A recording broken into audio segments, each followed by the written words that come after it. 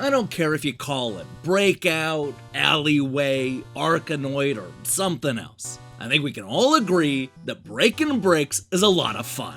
That's certainly the case with Twin Breaker, a Sacred Symbols adventure, the new game from Canadian developer Lillymo that mixes brick breaking with mind-bending dual-stick action. It's an arcade-style throwback that debuted earlier this year on the PlayStation 4 and PS Vita. Now, it's finally coming to Switch, Xbox One, and PC, giving a whole new audience a chance to discover this fun, albeit flawed, retro-themed action game.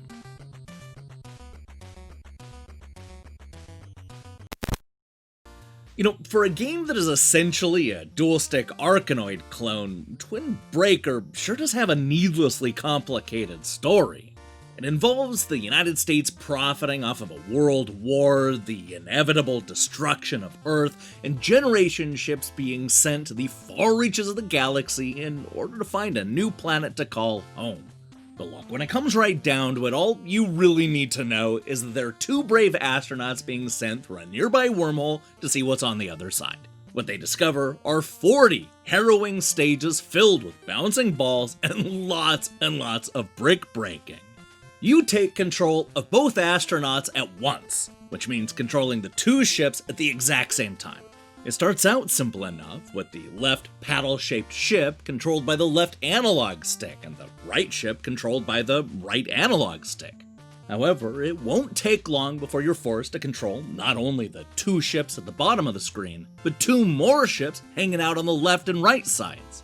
This is where the simple concept gets tricky, since we'll need to juggle collecting items and hitting the ball at the same time. The goal is not all that different from your typical Breakout-style game.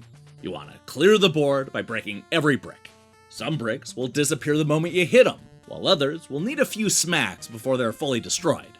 You'll find that some will rotate, hide behind rocks, and be located in all kinds of hard-to-reach spots.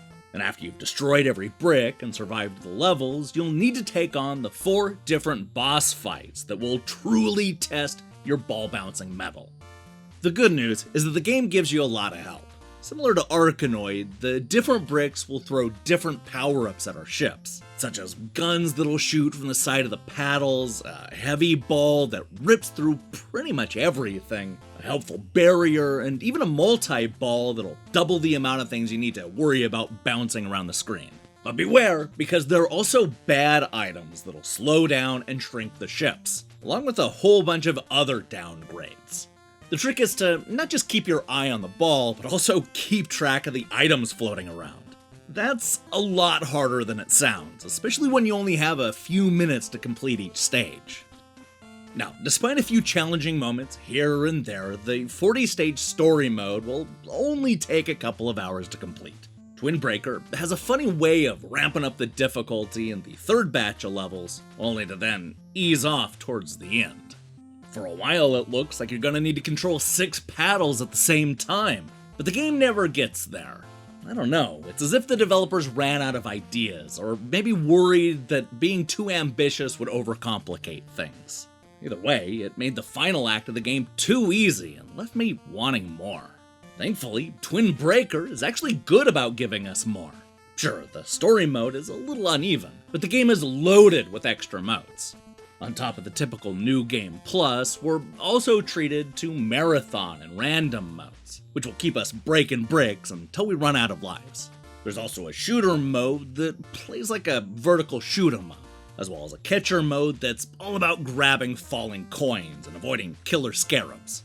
Oh, and did I mention that there's a Pong mode that'll have us going up against the game's 4 bosses to see who can earn the most points? Also, don't forget about the Boss Rush mode, where we focus on battling the increasingly difficult alien ships. Yeah, these different modes vary in quality, but there's no denying that they add a lot of value to the simple brick-breaking theme. As a concept, I love the idea of Twin Breaker. It's the kind of game I was ready to rave about after only the first few stages. But like so many Breakout clones before it, this newest take is ultimately too repetitive for its own good. It doesn't help that the graphics are too big, something that ultimately limits the type of patterns and obstacles you can have on the screen.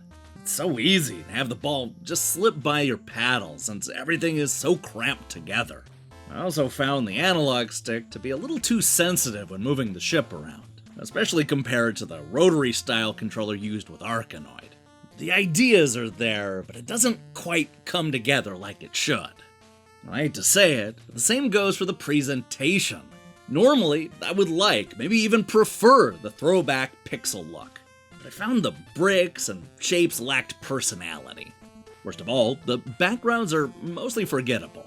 That shouldn't be the case, since there are often moving parts and sections sliding in and out of view. But there's just nothing about them that stands out or helps sell the journey through space. Just like the gameplay, the graphics are too repetitive.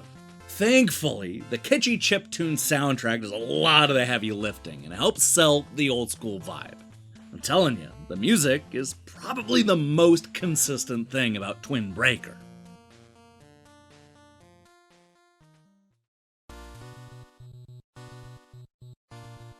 Fans of games like Breakout and Arkanoid will find a lot to like in the newest iteration. Twin Breaker, a Sacred Symbols adventure, shakes things up by turning the break-breaking into a dual-stick affair. And it doesn't stop there. This is a game with a surprisingly complicated story and tons of modes that'll keep you shooting, bouncing, and collecting for hours to come. Unfortunately, it suffers from being too repetitive and pulling back when it should have gone farther.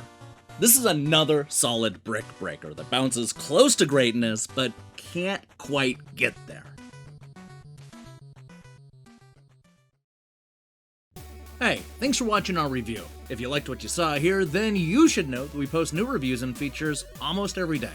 Now here's the question I have for you. What is your favorite Breakout style game? I mentioned a few of them here in the review, but there are so many more to choose from. One of my absolute favorites is Shatter on the PlayStation 3. Man, why didn't that get a current generation port? I loved that game. Anyway, let me see your picks in the comments below. In other news, we'll be back later this week with a review of Tamarin, followed by Color Jumper, Bartlow's Dread Machine, Astral Gunners, and more. If that sounds good to you, then I strongly recommend you click that subscribe button and support what we're doing here. Until then,